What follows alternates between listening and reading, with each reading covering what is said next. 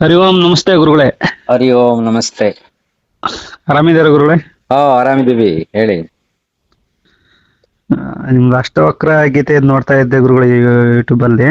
ಹಾ ಅದೇ ಮನ್ಸೆಲ್ಲ ಆಟ ಆಡುತ್ತೆ ಅಂತ ಹೇಳಿದಿಲ್ಲ ಗುರುಗಳೇ. ಹಾ ಮನ್ಸಿನ ದೇಹದಲ್ಲಿ ಎಲ್ಲಿರುತ್ತೆ ಮತ್ತೆ ಮನಸ್ಸಿನ ಸ್ಥಾನ ಯಾವುದು ಅಂತ ಗೊತ್ತಾಗ್ತಿಲ್ಲ ಗುರುಗಳೇ. ಹ್ಮ್ ಮನ್ಸ್ ಸರಿ ಇಲ್ಲ, ನನಗ್ ಮನ್ಸ್ ಸರಿ ಇಲ್ಲ, ಯಾವ್ದು ಕೆಲಸ ಮಾಡಕ್ಕೂ ಮನ್ಸಿಲ್ಲ, ಮನ್ಸಿದ್ರೆ ಮಾರ್ಗ, ಮನ್ಸು ಮಾಡ್ಬೇಕು ಅಂತ ಹೇಳ್ತಾರೆ ಗುರುಗಳೇ. ಮನ್ಸು ಶರೀರದಲ್ಲಿ ಎಲ್ಲಿರುತ್ತೆ ಮತ್ತೆ ಆ ಮನ್ಸು ಅಂದ್ರೆ ಏನು ಅಂತ ತಿಳ್ಕೊಬೇಕಾಯ್ತು ಗುರುಗಳೇ. ಎಲ್ ಎಲ್ಲಾ ತಕ ಹುಡುಕಿರು ಸಿಗಂಗಿಲ್ಲ. ಎಲ್ಲಾ ಗ್ರಂಥಗಳನ್ನು ಓದಿ ಎಲ್ಲಾ ಕಡೆ ಸುತ್ತಾಕ್ಬಿಟ್ಟು ಈಗ ಮನ್ಸು ಎಲ್ಲಿದೆ ಅಂತ ಹುಡುಕ್ತಾ ಇದ್ದೀರಾ. ಮನಸ್ಸು ದೇಹದಲ್ಲಿ ಎಲ್ಲಿರುತ್ತೆ, ಮನಸ್ಸು ಅಂದ್ರೆ ಏನು ಅಂತ. ಹ್ಮ್ ಹುಡುಕಿ ಹುಡುಕಿ ಮತ್ತೆ ಏನ್ ಮಾಡಕ್ಕೂ ಮನ್ಸಿಲ್ಲ ಅಂತಾರೆ, ಎಲ್ಲದಕ್ಕೂ ಮನ್ಸು ಬೇಕು ಅಂತಾರೆ. ಹಂಗಾರೆ ಮನ್ಸು ಅಂದ್ರೆ ಏನು ಅಂತ ಗೊತ್ತಾದ್ರೆ ಅದನ್ನ ಹೆಂಗ್ ನಿಲ್ಸೋದು ಮತ್ತೆ ಅದೇನ್ ಮಾಡೋದು ಅಂತ ಏನಾರ ಮಾಡ್ಬೋದು ಗುರುಗಳೇ.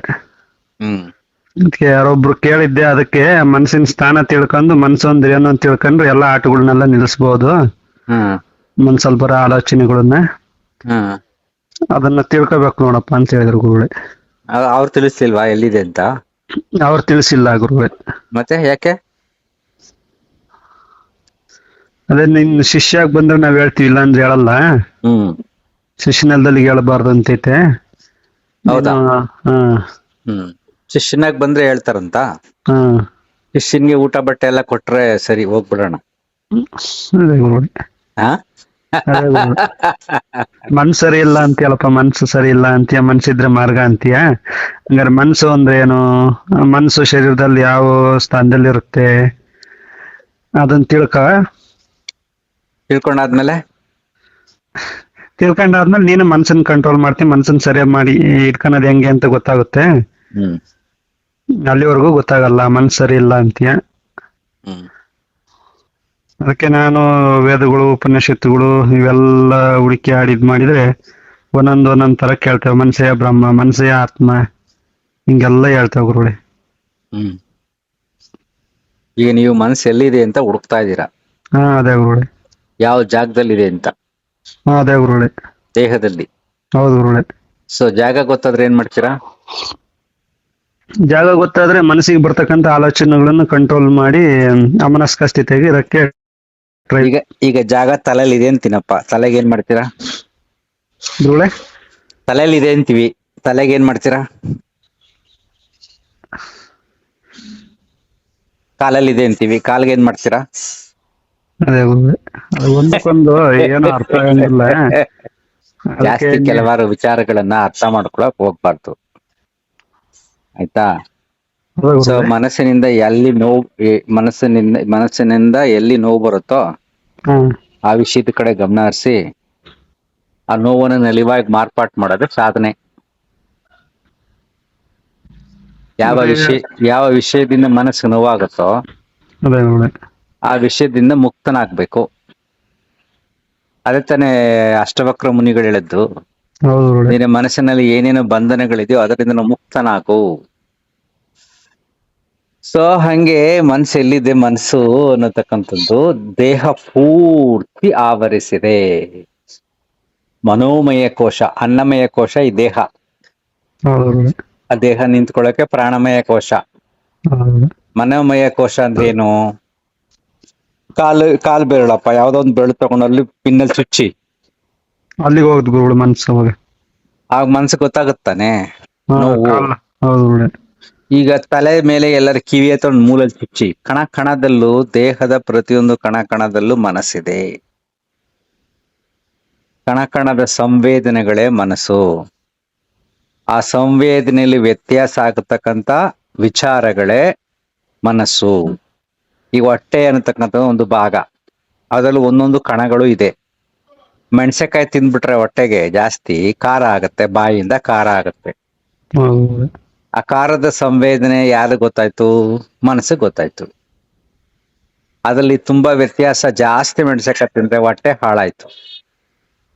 ಎಲ್ಲ ಕಣ ಕಣದಲ್ಲೂ ಮನಸ್ಸಿದ್ದರೂ ಅದು ಅದನ್ನ ಗುರುತಿಸುತ್ತೆ. ಅತಿ ಆದಾಗ ಅದು ನೋವು ಪಡುತ್ತೆ.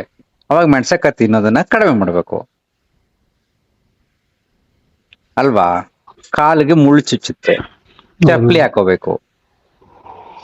ಸೊ ಕಾಲನ್ನ ಕಾಪಾಡ್ಕೋಬೇಕು. ಸೊ ದೇಹದ ಪ್ರತಿಯೊಂದು ಕಣಗಳಲ್ಲೂ ಇರತಕ್ಕಂಥ ಸಂವೇದನೆಗಳೇ ಮನಸ್ಸು, ಮನೋಮಯ ಕೋಶ. ಅದೆಲ್ಲ ಒಂದ್ ಕಡೆ ಇದೆ ಅನ್ನೋದಲ್ಲ, ಒಂದ್ ಕಡೆ ಇಲ್ವೇ ಇಲ್ಲ. ಅದು ಪೂರ್ತಿ ದೇಹ ಒಂದ್ ಕಡೆ ಇದೆಯಾ? ದೇಹ ಎಷ್ಟೊಂದಿದೆ, ಎಲ್ಲವೂ ಒಂದಕ್ಕೊಂದಕ್ಕೆ ಲಿಂಕ್ ತಾನೆ. ಹೌದು ಗುರುಗಳೇ. ದೇಹ ಪೂರ್ತಿ ಲಿಂಕ್ ಆಗಿರ್ಬೇಕಾದಾಗ ಪ್ರಾಣ ಬರೀ ಒಂದ್ ಕಡೆ ಹೋಗುತ್ತಾ? ಬರೀ ಕಾಲ್ಗೋ ಅಥವಾ ಪ್ರಾಣ ಹೋಗೋದು ತಲೆಗೋ, ಕಿವಿಗೋ, ಮೂಗೋ ಹೋಗುತ್ತಾ? ಇಲ್ಲ prana will go to each and every cell of your body. ದೇಹದ ಕಣಕ್ಕೂ ಪ್ರಾಣಶಕ್ತಿ, ಆಮ್ಲಜನಕ ಸಪ್ಲೈ ಆಗತ್ತೆ ಹೌದು. ಕಣಕ್ಕೂ, ಜೀವಕೋಶಗಳಿಗೆ. So prana is everywhere to the body. ಹಾಗೆ ಮನಸ್ಸು ಕೂಡ ಎವ್ರಿವೇರ್ ಟು ದ ಬಾಡಿ. ಇಂಥ ಪ್ಲೇಸ್ ಅಲ್ಲಿ ಇದೆ ಅಂತ ಇಲ್ಲ. ಗುರುಗಳು ಮತ್ತೆ ಇದು ಅಮನಸ್ಕ ಸ್ಥಿತಿಯಾಗಿರೋದು ಅಂತ ಹೇಳ್ತಾರಲ್ಲ ಗುರುಗಳೇ, ಅದೇ ಹೆಂಗ್ ಗುರುಗಳೇ? ಅಮನಸ್ಕ ಸ್ಥಿತಿ ಅಂದ್ರೆ ದೇಹ ನಿದ್ರಾವಸ್ಥೆಗೆ ಹೋಗುತ್ತೆ. ಯಾವ ಸಂವೇದನೆಗಳಿಗೂ ಸ್ಪಂದಿಸದ ಮನಸ್ಸು ಖಾಲಿ ಆದಾಗ, ಯೋಚನೆಗಳು ಬರದೇ ಇದ್ದಾಗ, ಎಲ್ಲಿ ಯಾವಾಗ ಯೋಚನೆ ಬರಲ್ವೋ ಅವಾಗ ದೇಹ ಸ್ಪಂದನ ಮಾಡಲ್ಲ. ಹೌದು ಗುರುಗಳೇ. ಯೋಚನೆ ಬಂದು ತಾನೆ ಸ್ಪಂದನ ಮಾಡೋದು. ಹೌದು ಗುರುಗಳೇ. ಯೋಚನೆ ಬರೆದಿದ್ದಾಗ, ದೇಹ ಸ್ಪಂದನೆ ಮಾಡ್ತಾ ಇದ್ದಾಗ ಖಾಲಿಯ ಸ್ಥಿತಿ ಇರುತ್ತಲ್ಲ, ಅದೇ ಅಮನಸ್ಕ ಸ್ಥಿತಿ. ಹೌದು ಗುರುಗಳೇ. ಇನ್ನೇನು ಅಷ್ಟೇ, ಎಲ್ಲಿ ಸಂವೇದನೆ ಇಲ್ವೋ ಅಷ್ಟೇ ಸಿಂಪಲ್. ಜಾಸ್ತಿ ತಲೆ ಕೆಡ್ಸ್ಕೊಬೇಡಿ. ಹಸುವಾದಾಗ ಊಟ ಮಾಡಿ, ನಿದ್ರೆ ಬಂದಾಗ ನಿದ್ರೆ ಮಾಡಿ. ಎಲ್ಲ ಮಾಡುವ ಗುರುಗಳು, ಅದು ಹಸಿವು ತೃಷ ಪ್ರಾಣದ ಧರ್ಮ. ಅಷ್ಟೇ. ಊಟ ಕೇಳಿದಾಗ ಉಳಿದದ್ದೆಲ್ಲ ಫಿಲಾಸಫಿ. ವಾಸ್ತವ ಸತ್ಯ, ಅನುಭವಕ್ಕೆ ಯಾವ್ದು ಬರುತ್ತೋ ಕ್ಷಣಕ್ಕೆ ಅನುಭವಕ್ಕೆ ಬರ್ತಕ್ಕಂಥದ್ದೇ ಸತ್ಯ. ಅನುಭವಕ್ಕೆ ಬರದ ಜ್ಞಾನ ಎಷ್ಟೇ ಇದ್ರೂ ಪ್ರಯೋಜನ ಇಲ್ಲ. ಯಾವ ಫಿಲಾಸಫಿ ಪುಸ್ತಕ ಓದಿದ್ರು ಪ್ರಯೋಜನ ಇಲ್ಲ ಅಲ್ವಾ? ಹೌದು ಗುರುಗಳು. ಇದು ಈಗ ಜಾಗ್ರ, ಸುಸುಪ್ತಿ, ಸ್ವಪ್ನ, ತುರಿಯಾತೀತ, ಸಹಜಾವಸ್ಥೆ ಅಂತಾರಲ್ಲ ಗುರುಜಿ. ಯಾವ ಪದಗಳನ್ನೇ ಉಪಯೋಗಿಸಿದರೂ ಕೂಡ ಅಲ್ಟಿಮೇಟ್ ಆಗಿ ಏನು? ಅಲ್ಟಿಮೇಟ್ ಆಗಿ ನಮ್ಮನ್ನ ನಾವು ಕಂಡ್ಕೋಬೇಕು ಅಂತ ಹೇಳ್ತಾರೆ. ಎಲ್ಲಾ ಸ್ಥಿತಿಯಿಂದ ಮನಸ್ಸು ಶಾಂತವಾಗಿ, ಖಾಲಿಯಾಗಿ, ಪ್ರಶಾಂತತೆಯನ್ನ ಅನುಭವಿಸುವುದು. ಹೌದ್ ತಾನೆ? ಧ್ಯಾನಕ್ಕೆ ಯಾಕೆ ಕುಳಿತುಕೊಳ್ಳೋದು? ದಿನ ಪೂರ್ತಿ ಕುಳಿತುಕೋತಾರಲ್ಲ ಸಾಧು ಸಂತರು, ಸನ್ಯಾಸಿಗಳು. ಏನ್ ಮಾಡ್ತಾರೆ ಕುಳಿತುಕೊಂಡು? ಅದೇ ಪಂಚೇಂದ್ರಿಯಗಳನ್ನೆಲ್ಲ ಒಳಮುಖವಾಗಿ ಎಳ್ಕೊಂಡು ಪಿಕ್ಚರ್ ನೋಡಿದ್ರೆ ಮನಸ್ಸು ಓಡತ್ ಗುರುಜಿ. ಅದನ್ನ ನೋಡಿ ಇದನ್ನ ನೋಡಿ ಏನು ಬರಬಾರ್ದು ಮನಸ್ಸಿಗೆ, ಅಷ್ಟೇ ಕೆಲಸ. ಅದೇ ಗುರುಜಿ. ಯಾವ್ದಾರ ಎಳ್ಕೊಳ್ಳಿ, ಯಾವ್ದಾರ ಬಿಟ್ಬಿಡಿ. ಅದೇ ಗುರುಜಿ. ಏನು ಕುಳಿತಿರಾಗ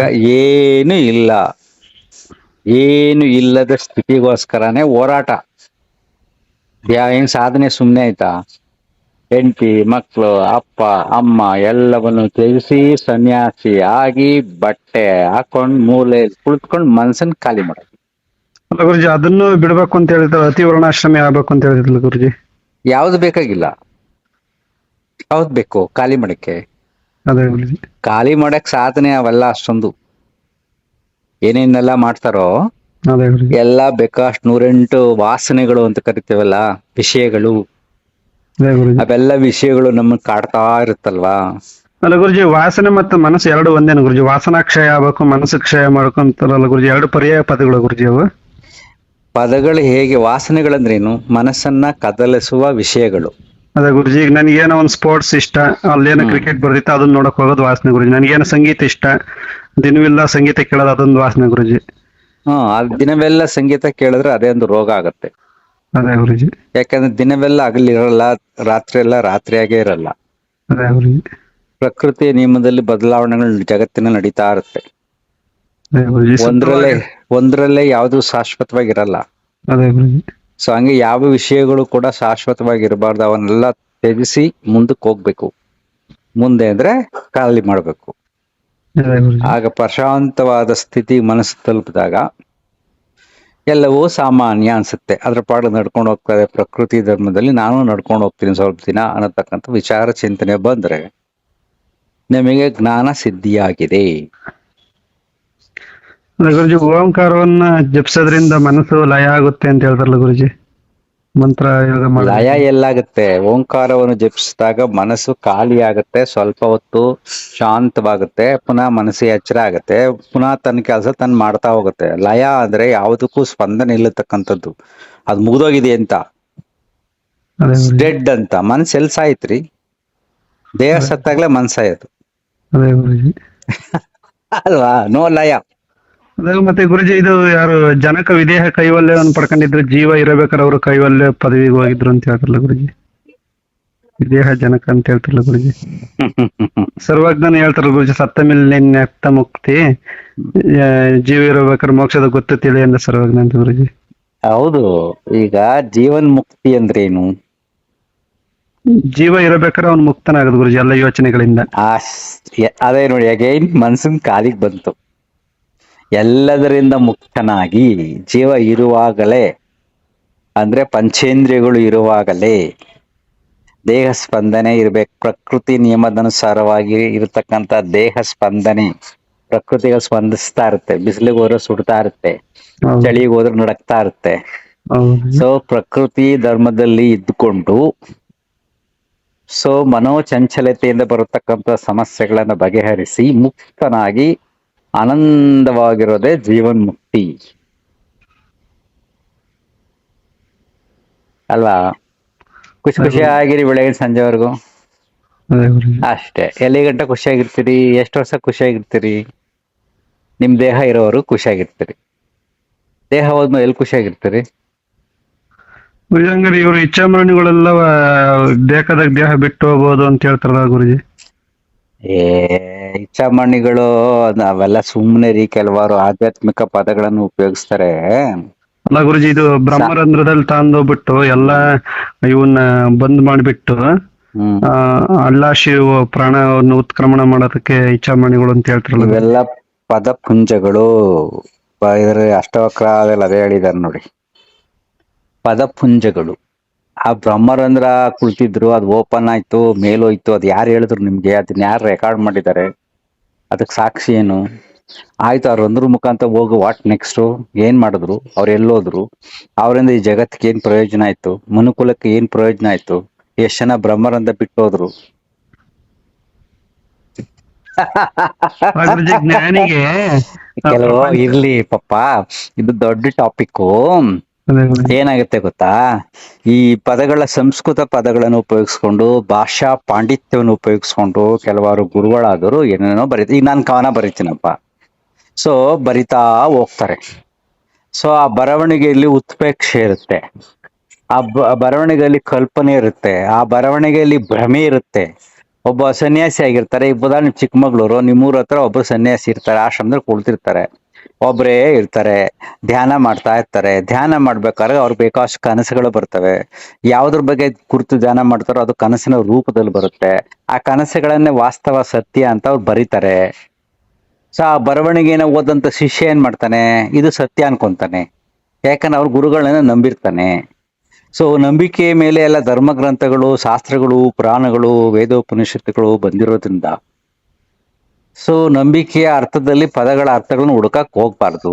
ಎಲ್ಲ ಬಿಟ್ಬಿಟ್ಟು ಆರಾಮಾಗಿ ಖುಷಿ ಖುಷಿಯಾಗಿ ಮನಸ್ಸನ್ನ ಖಾಲಿ ಮಾಡ್ಕೊಂಡಿರಿ, ಸಾಕು ಅಲ್ವಾ? ಓ, ಇದು ದೊಡ್ಡ ಕತೆ, ಚರ್ಚೆ ಮಾಡಕ್ ಹೋಗ್ಬಿಡಿ, ತಲೆ ಕೆಟ್ಟೋಗುತ್ತೆ. ಅಲ್ಲ, ಚರ್ಚೆ ಏನಿಲ್ಲ ಗುರುಗಳೇ. ಜ್ಞಾನಿಗೆ ಪ್ರಪಂಚ ಮಿಥ್ಯೆಯಾಗಿ ತೋರುತ್ತೆ, ಜ್ಞಾನಿಗೆ ಪ್ರಪಂಚ ಕಾಣಲ್ಲ ಅಂತ ಹೇಳ್ತಾರಲ್ಲ ಗುರುಜಿ. ಅವನಿಗೆ ಎಲ್ಲ ಸುಳ್ಳು. ನೀನ್ ಮಿತಿಯಾಗಿ ತೋರ್ಬಿಟ್ರೆ ಯಾಕಿದ್ದಿ ಮತ್ತೆ? ಊಟ ಮಾಡದೆ ಇದ್ಬಿಡು ಹಂಗೇನೆ. ಅಂದ್ರೆ ಮನಸ್ಸು ಪ್ರಪಂಚದಿಂದನೇ, ಲಯ ಆಗಿರುತ್ತಲ್ಲ ಅಲೋ, ಗುರುಜಿ. ಪ್ರಪಂಚದಿಂದನೇ ಸಿಗೋದು ಅವ್ರಿಗೆ. ಆಹಾರ ಸಿಗ್ತಾ ಇರೋದೇ ಪ್ರಪಂಚದಿಂದ. ಪ್ರಪಂಚ ಇಲ್ಲ ಅಂದ್ರೆ ಸೃಷ್ಟಿ ಯಾಕೆ ಆಗ್ಬೇಕಾಗಿತ್ತು? ಸಂಸಾರಸ್ಥ ಇಲ್ಲ ಅಂದ್ರೆ ಸ್ವಾಮೀಜಿಗೆ ಯಾರು ತಂದು ಕೊಡ್ತಾರೆ? ಬೆಳಿಗ್ಗೆ ಒಳ್ಳೆ ಹಾಲು, ತುಪ್ಪ, ಹಣ್ಣು ಯಾರು ತಂದು ಕೊಡ್ತಾರೆ? ಮೇಲಿಂದ ಉದುರುತ್ತಾ? ಪ್ರಪಂಚದಲ್ಲಿ ಇದ್ದುಕೊಂಡು ಸಮಸ್ಯೆಗಳು ಕ್ರಿಯೇಟ್ ಮಾಡ್ಕೊಂತೀವಲ್ಲ, ಅದರಿಂದ ಹೊರಗಡೆ ಬಂದು ಖುಷಿಯಾಗಿರೋ ಅನ್ನೋದೇ ಅಧ್ಯಾತ್ಮ. ಗುರುಜಿ, ಇದು ಯಾವ್ದು ಜಾಗೃತದಲ್ಲಿ ಕಾಣ್ತಕ್ಕಂತ ಸ್ವಪ್ನ ಇದ್ದಂಗೆ ಇದು ಜಗತ್ತು. ಸ್ವಪ್ನದಲ್ಲಿ ಹೆಂಗೆ ನಾವು ಸ್ವಪ್ನ ಕಾಣ್ತೀವಿ, ಹಂಗೆ ಇದು ಜಾಗೃತದಲ್ಲಿ ಇರ್ತಕ್ಕಂಥ ಸ್ವಪ್ನ, ಇದು ಸ್ವಪ್ನನೇ ಅಂತ ಹೇಳ್ತಾರಲ್ಲ ಗುರುಜಿ. ಮತ್ತೆ ಯಾವ್ದು ನಿಜ ಅಲ್ಲ, ಇದು ಸ್ವಪ್ನನೇ. ಎಲ್ಲವೂ ಸ್ವಪ್ನನೇ, ಎಲ್ಲವೂ ಕನಸೆ, ಎಲ್ಲವೂ ಕನಸಾಗತ್ತೆ. ಈಗ ನೋಡಿ, 10 ನಿಮಿಷ ನಿಮ್ ಜೊತೆ ಮಾತಾಡ್ದೆ, 10 ನಿಮಿಷಕ್ಕೆ ಈ 10 ನಿಮಿಷ ನಾವು ಅರ್ನ್ ಮಾಡಕ್ಕಾಗತ್ತಾ? ಕವರ್ ಮಾಡಕ್ಕಾಗಲ್ಲ ಗುರುಜಿ. ಹೋಯ್ತದು. ಅದೇ ಕನಸು. ಈಗ ನಾನು ನೀವು ಮಾತಾಡ್ತಾ ಇದ್ದು ಕನಸು ವಾಸ್ತವ ಅಂತ ಕಾಣುತ್ತೆ, ನಾಳೆ ಸ್ವಲ್ಪ ಹೊತ್ತಾದ್ಮೇಲೆ ಕನಸಾಗತ್ತೆ. ಅದೇ ಹೇಳಿರೋ ಸತ್ಯ. ಇದೆಲ್ಲ ಪಾಸ್ ಆಗ್ತಾ ಇರತ್ತಪ್ಪ. ಆ ಪಾಸಿಂಗ್ ಟೈಮ್ನಲ್ಲಿ ಏನು ಹೋಗತಕ್ಕಂಥ ಕಾಲದಲ್ಲಿ ಖುಷಿಯಾಗಿರು, ವರ್ತಮಾನದಲ್ಲಿ ಬದುಕು, ಸಮಸ್ಯೆಗಳಿಂದ ಹೊರಬಂದು ಸಂತೋಷವಾಗಿರು ಅಷ್ಟೇ. ಉಳಿದೆಲ್ಲ ಕನಸು ಅಂದ್ಬಿಟ್ರೆ ಸನ್ಯಾಸಿಗಳಿಗೆ ಸಂಸಾರಿಗಳಿಲ್ಲ ಅಂದ್ರೆ ಸನ್ಯಾಸಿ ಜೀವನನೇ ಇಲ್ಲ. ಸನ್ಯಾಸಿಗಳು ಸಾಕೋರೆ ಸಂಸಾರಿಗಳು. ಸನ್ಯಾಸಿಗಳಿಗೆ ಹೊಲ ಉತ್ತು ಗದ್ದೆ ಉತ್ಬಿಟ್ಟು ಹಸು ಸಾಕಿ ಹಾಲು ಕರೆದು ಜೀವನ ಮಾಡ್ಕೊಂಡು ಇರ್ತಾರ? ಇಲ್ಲ ಗುರುಜಿ, ಹೇಳಿದಾರೆ ಗುರುಜಿ, ಸಂಸಾರದೊಳು ಮುಕ್ತಿ ಸಿದ್ಧ, ಸಂಸಾರ ಯೋಗಿ ಲೋಕ ಪ್ರಸಿದ್ಧ ಅಂತ ಹೇಳ್ತಾರೆ ಗುರುಜಿ. ಹಂಗೆ ಮತ್ತೆ ಎಲ್ಲ ನೀವ್ ಹೇಳ್ತಿರಲ್ರಿ. ಓಕೆ.